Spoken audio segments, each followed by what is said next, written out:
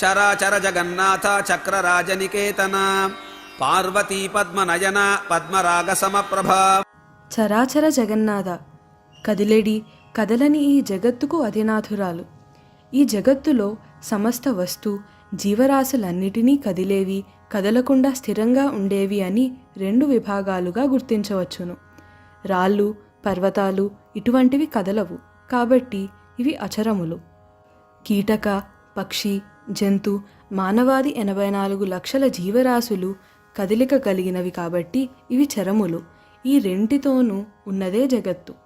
అటువంటి జగత్తుకు అధినాథురాలు అమ్మవారు. నాథ అనే పదం నా, అథ అనే ఈ రెండు పదాల కలయిక వలన ఏర్పడింది. అథ అంటే అటుపైన అని, నా అంటే లేదు అని అర్థం.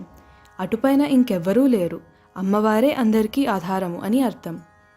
చక్రరాజ నికేతన, చక్రములలో గొప్పదైన దానిని నిలయముగా గలిగినది. సూర్యుడు కేంద్రంగా ఉండి మిగిలిన గ్రహ ఉపగ్రహాలు తిరుగుతూ ఉండే వ్యూహాన్ని సూర్య కుటుంబము అంటారు. ఈ వ్యూహం కూడా చక్రభ్రమణ లక్షణం కలిది కాబట్టి దీనిని చక్రంతో పోల్చవచ్చు. ఇటువంటి అనేక చక్రభ్రమణములు గల సూర్య కుటుంబాలను ఒక చక్రంగా ఊహిస్తే దాన్ని జగచ్చక్ర వ్యూహం అంటారు. ఈ జగచ్చక్రాన్ని చక్రరాజంగాను, దాని కేంద్ర బిందువును అమ్మవారి నిలయంగాను సమన్వయించుకోవాలి. ప్రతి దేవతకు వేరువేరు యంత్రాలు, మంత్రాలు, తంత్రాలు ఉన్నాయి. యంత్రాలనే చక్రాలు అని కూడా అంటారు. దేవతపరమైన ఈ చక్రాలన్నిటిలో విశిష్టమైనది, అన్ని చక్రాలకు ఆధారమైనది శ్రీచక్రం. శ్రీచక్రాన్ని చక్రరాజము అంటారు.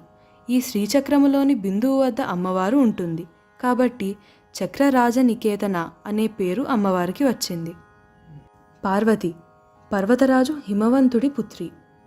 పర్వతాలన్నిటికీ రాజు అంటే అధికుడు హిమవత్ పర్వతం. ఈ హిమవత్ పర్వతేశ్వరుని కూతురు కాబట్టి అమ్మవారికి పార్వతి అనే పేరు వచ్చింది.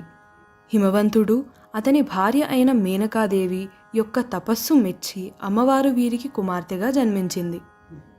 పద్మనయన, పద్మముల వంటి నయనములు కలది.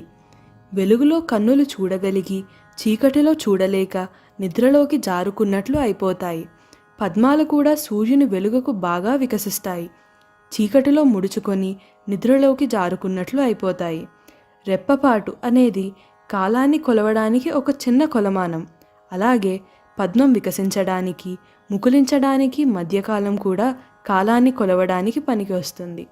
ఇలాంటి సమాన లక్షణాలు వలన కనులను పద్మాలతో పోలుస్తారు. అమ్మవారి కళ్ళను పద్మాలతో పోల్చడంలో మరో కారణం ఉంది.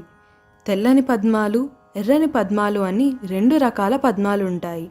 అమ్మవారి దక్షిణ నేత్రం సూర్యాత్మకం, దీనిని ఎర్రని పద్మాలు సూచిస్తాయి.